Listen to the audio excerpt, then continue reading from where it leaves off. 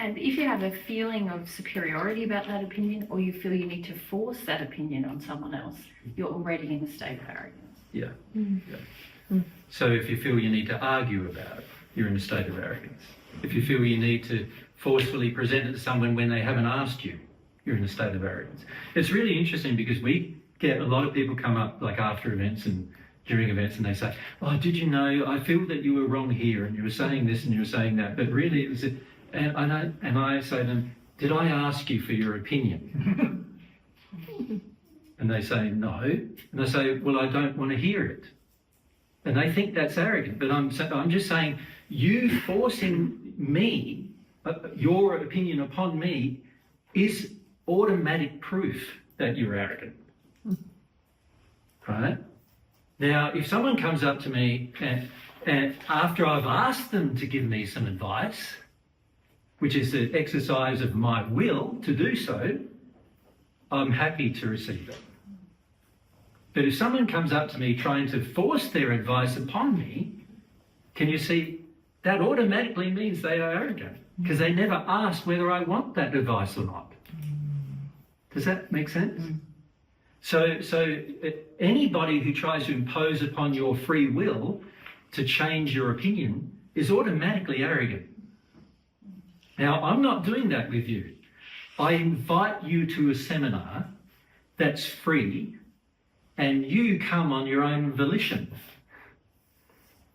I then presume from that you coming that you want to hear what I've got to say. But we don't come and knock on your door and say, here I am, I've got some things to tell you. We're not preachers like Jehovah's Witnesses knocking on your door, which is actually a state of arrogance, is it not? That someone can presume that they can knock on your door and browbeat you with their teachings. Right? It was something I used to do. But once I realised it was against love and against free will, I had to stop. It felt so bad in my soul that I couldn't do it anymore. Yeah.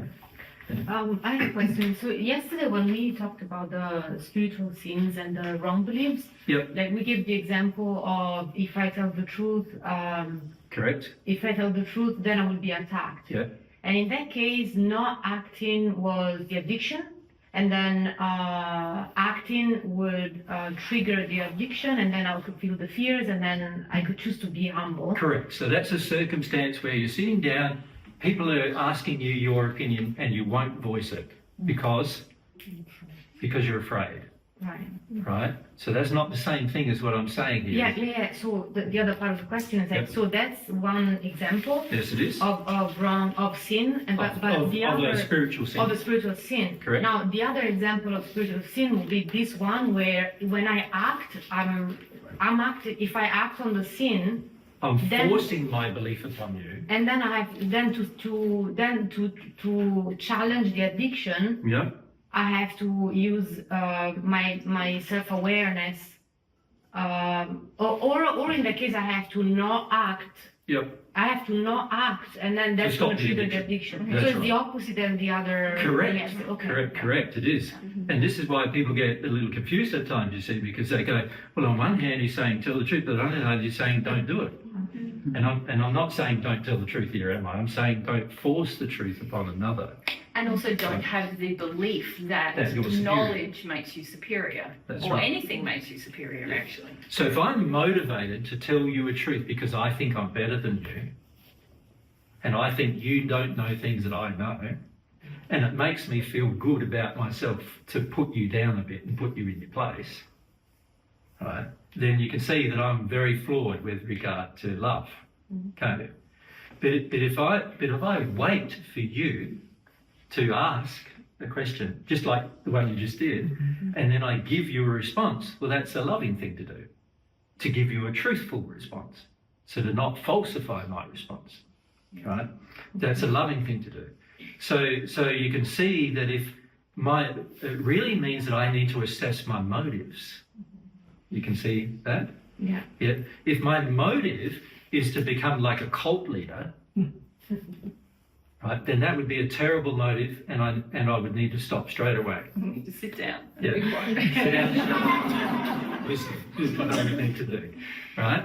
But if my motive is to share what I know to be truth for certain with you, even then, if you're not asking for it, then I should sit down and shut up. So Mary knows that in circumstances where nobody wants to hear a truth about me or about our life or about God's truth, I am pretty silent.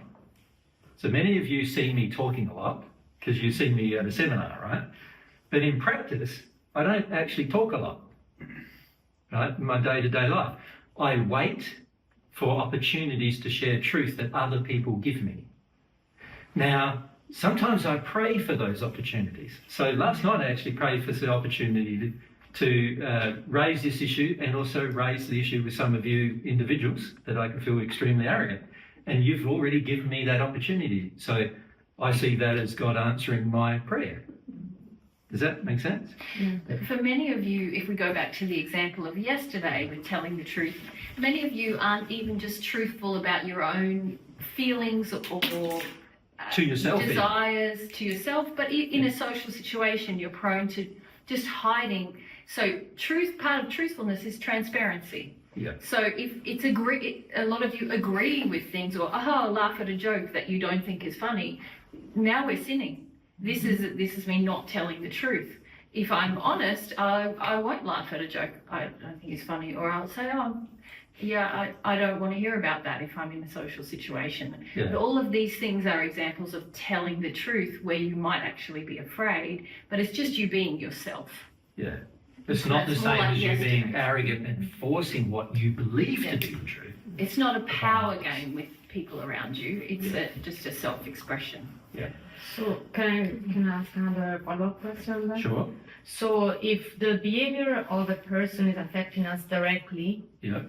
but I am arrogant, like this is my case, but like if I am arrogant and I have the sense of like I want to say something to a person that I feel like it's affecting me, Yeah. then in that case do I like not talk because then I'm going to engage the... Well, can I answer that?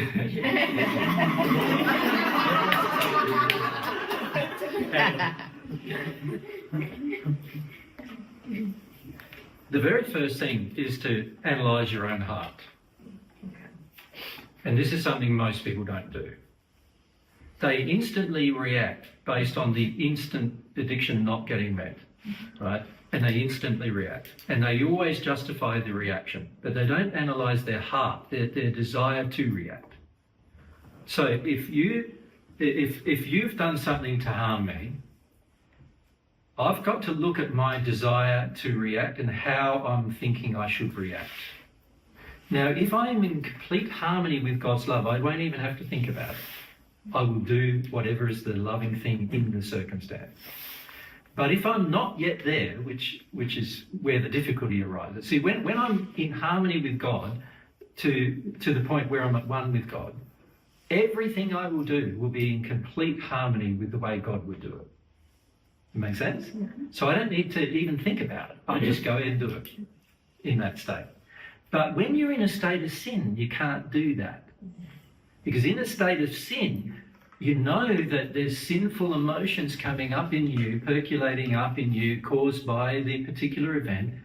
And how you're going to react now is going to depend upon how much you listen to your sin. Right? Now, if I decide to listen to let's say my sin is, I don't like getting put down, so I'm going to put down somebody if they put me down. Let's say that's my sin. So you say something to me and it feels to me like a put down. What am I going to do? I'm going to try to find something in you, put you down. Right? Now imagine if we were a couple, like a married couple, and I raise an issue with you that's valid, but you feel like it's a put down. You're going to be very tempted to find a hole in me that you feel is valid and attack me for that, rather than actually feeling about what I've said to you. Right? So these reactions are all based upon addictions, so therefore unloving. Now, if I was loving, I would first be, and I wanted to love. So let's say I'm still a sinner, but I want to love. The very first thing I'm going to do is, I feel really annoyed with that. I feel that's really annoying, actually. So the very first thing I'd have to do is work out why I'm so annoyed. before I open my mouth, I need to find out why I'm so annoyed, why do I feel like reacting, and is that feeling I have actually loving, right? Now, many of you will think, oh, I'm being put down, so it's loving for me to, go on the defense or go on the attack. But that's not true, actually. From God's perspective, it's not loving to attack anybody, even if you're being attacked. So it's not loving to attack them. It's loving to say a truth, but not loving to go on the attack in order to denigrate them. So in the first century, for example, when I was asked, or when I was attacked or put down, I would just state the truth. I didn't have any feelings of feeling bad about myself or feeling like I needed to defend myself or defend my actions or any of those things, but I just enjoyed saying the truth. So whenever somebody talked to me, even if it was a put down, I thought, good opportunity to say some truth. They've engaged me. They've talked to me specifically. So the Pharisees used to do this all the time. They used to find me in a city, a lot of times in Jerusalem when we were there, and they'd come up to me and they'd ask me tricky questions, what they thought would be a tricky question that I wouldn't be able to answer. And they did it in public every single time because they thought they had an opportunity to put me down.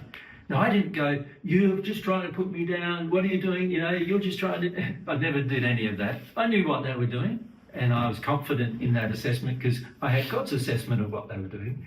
And all I needed to do was just say some truth. So I'd answer their questions in public. Now, of course, given the fact that all the answers were logical, they were pretty annoyed by all of that. In fact, what happened is every time they tried to pull me down in public, I ended up with more followers. More people listening, and that really annoyed them. So after a while they realized we can't do that anymore.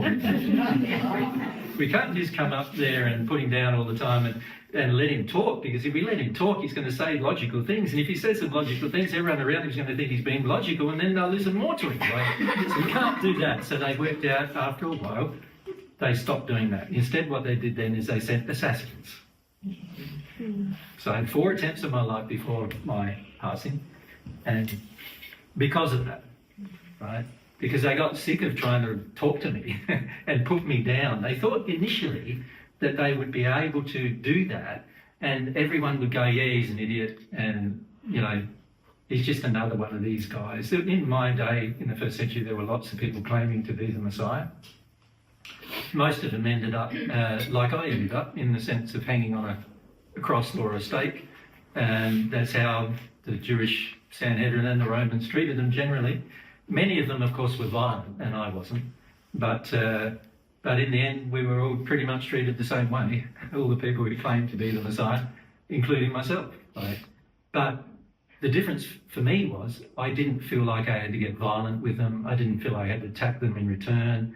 In fact, the feeling I had was they're my brothers and sisters, and, whatever opportunities they give me to talk to them, even if it's done in a poor motive on their part, if it's in a good motive on my part, then things will work out. So it really depends on the motivation, is the answer to your question. And if the motivation is to defend yourself, then already you're sinning.